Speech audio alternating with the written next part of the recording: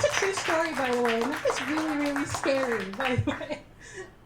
This show's theme is dedication. So we're going to talk about what we're all dedicated to doing. Sarah does one of the most unique things in all of New York City that I've come across. And I am conceived, born and raised in New York City. I've seen some pretty strange things, right? Pretty weird things, yeah. So she's kind of the opposite of just adding water to things like coffee. Sarah is a professional evaporator. We toyed over what word to use, right? Yeah, very professional evaporator. What do you think Sarah does? Any guesses? Any guesses? Any guesses? Distills booze. Distills booze. That would be fun. I think that's on my list. That would be fun. That would be pretty profitable too, right? On your list, did you say? Bathtub moonshine, I'm going to start small. All right. Smells perfume. Perfume. Okay, now we get one more guess. Professional evaporator. Sarah Sproule, what does she do? No other guesses? Taxidermist? Yes. Ladies and gentlemen, Sarah Sproule. Okay, I'm going to tell everyone. You're going to tell everyone. I make sea salt. I own a sea salt business. It's gourmet salt. I make it on a rooftop in a greenhouse in New York City. So it's actually in Midtown. Strangest place for a farm, I know. I started it about 2 years ago, and I met you about 2 years ago when I was working on a different business plan, which will happen at some point. I saw this come to fruition. Yes. Again, another situation where dreams come true. Sarah told me about this wacky idea. I was like, what? And here she is. Yeah. With samples and all. So how I started, it was 2 years ago. My background is I'm a chef. So I've been chef at 2 different restaurants, had a staff of like 50 people, came to New York, didn't know anyone, started doing cooking demos at Union Square Green Market. And in every recipe I would make there, I would, say, okay, this kale is from Rich from Lucky Dog Farms. These potatoes are from, Franca, who lives upstate. And then I would go to season the food, and I would say, I don't know where the salt comes from. And I'm from Arizona originally, so I don't know anything about the ocean or salt water. So one day I went out with a 5-gallon bucket and a zip car and brought some water back. It was like the middle of April, freezing. Not as cold as today, of course. Took it up to a rooftop, put it out in one bin, and waited for 6 weeks. So 6 weeks later, I had crystallized salt. I actually, expanded from there, found the rooftop, started packaging it, got it into a couple of different restaurants and stores. So that's pretty much the story. I have 9 different infusions now that Cynthia's actually helped me design the labels. All the infused salts are, I work with farmers within a 150-mile radius. So now I have an 8x12 greenhouse and expanding more this year. It's just been an adventure. It's been really cool to talk about what my insane dream was and to see the reaction and the support that I get. So I think that's the key. And she's got a gourmet product. Mm-hmm. Raw. And we've got a question. Rooftop. I do have Yes. a question. Do you notice the difference between the winter salt and the summer salt? Actually, yes. That's a I really good thought question. so. Yeah, so I've been doing it for almost 2 years now. So I've taken samples from each month. And of course, I knew nothing about this when I first started, but it's all about sunlight. It's all about, wind velocity, temperature. Traffic. Yeah, exactly. And even the days when the fishermen go out and gather the water, if there's been storms, if the water's diluted a little bit. So actually in the winter, I have pretty quick evaporation, which leads to like a gray, smaller crystal. And in the summer, there's a lot of humidity, which slows down the evaporation, so the crystals are larger and chunkier. And I think like in April, we were taking photos, and they're like these perfect, huge cubes of salt. Because actually in nature, salt is a perfect cube, technically.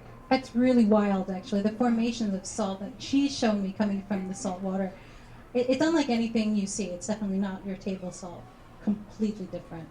So at this point, now you've got your salt in some pretty swanky stores. Yes, slowly but surely.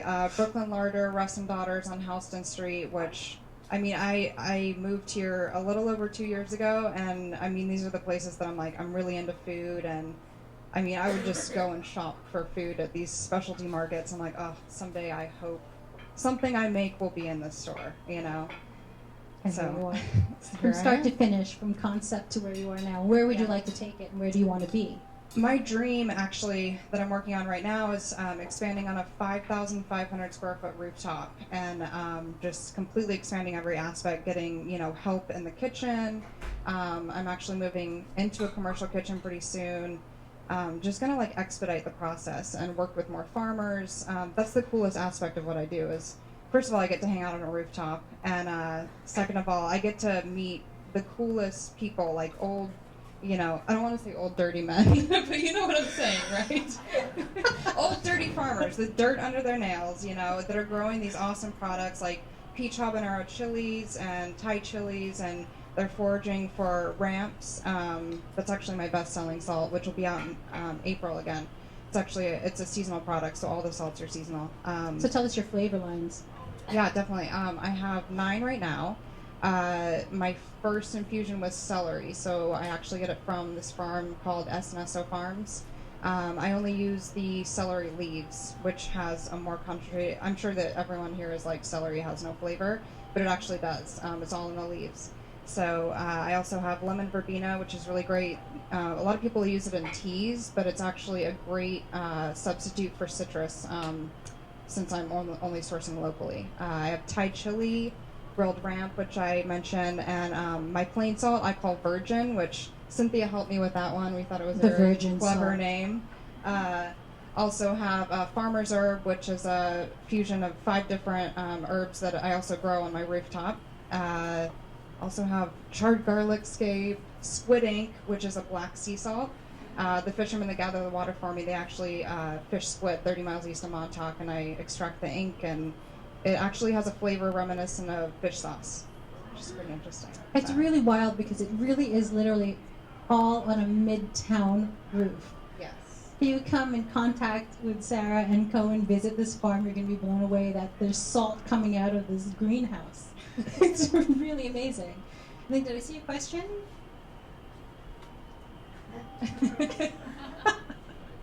Yeah. Oh, she answered it. Okay, Wow, perfect. you were psychic. Yeah, I know. I knew it was coming. You said about the ink. Oh yes, so the fishermen that gather the water for me, they actually they're at a lot of local green markets, and they fish squid. And during the squidding season, the squid come in. You know, they got the bodies and the tentacles, and I actually there's an ink sac that they use for defense mechanisms. But you know, when you fish them, you can actually take out the ink sac, and I infuse it into the salt, so the salt turns black, and it's got like a fish sauce flavor. So I actually put it on like, you know, sushi grade tuna or noodles. Yes, exactly. Yeah, you can make squid ink pasta as well. You've got samples with you. I do. Yeah. Bring some out. I went spicy. I got Spicy. the Habanero? Thai chili. Thai tonight. chili. Yeah. Okay. Oh, yeah. It's one of So the we're going to give favorite. out some free samples Yeah. in the exactly. networking portion of this show. So what do you love about doing this?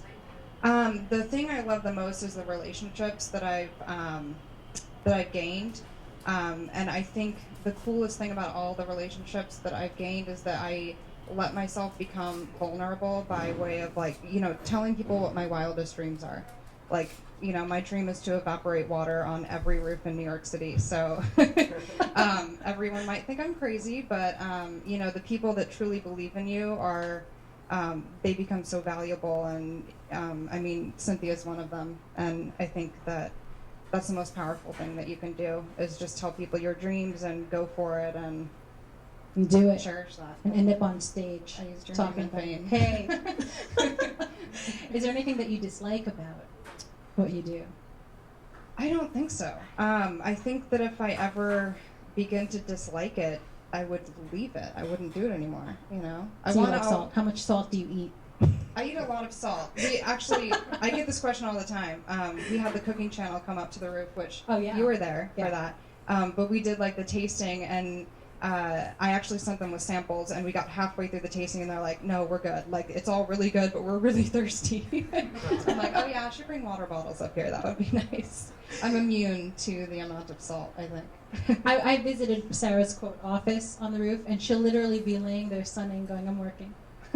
I'm working. I'm waiting for this water to. I'm just waiting. No, it's really a lot more work than it sounds, guys. I'm so full of it. So the amount of salt, if you show us one of your containers, tell us how many weeks it takes to, how much water and how many weeks it takes. Okay, so let's say that I have a gallon of ocean water right here. So a gallon of ocean water actually weighs about 8 pounds, which is a lot of work if you're carrying one 5-gallon bucket up to a rooftop. 16 floors up, by the way. I actually brought little sample containers, so I don't have my glass vials, but usually they're 1.5 ounces. So pretty much in a harvest I call it, takes 4 to 6 weeks. So a lot of commercial salt companies heat their salt, which strips all the minerals out of the salt. So there's a lot less flavor. The crystals are actually, manipulated and different shapes. And the whole point of what I'm doing is to like show people, there's a story behind everything that you put on your plate, and we can actually make the things that we use every single day in every single meal, eco-friendly, I guess you would say, or it's raw, it's local, it's Yeah. kosher. and She's it's had the pet-free. rabbi come up. Yeah, it's kosher certified. That was one of my favorite guests up at the rooftop. The rabbi. The rabbi. Yes, I accidentally shook his hand, which now I know is not appropriate. Oh, I didn't know that. Yeah, that was not good. If I was a man, it would be okay, but I guess they don't like women, Okay. which I is know totally that. fine. Yeah, Okay.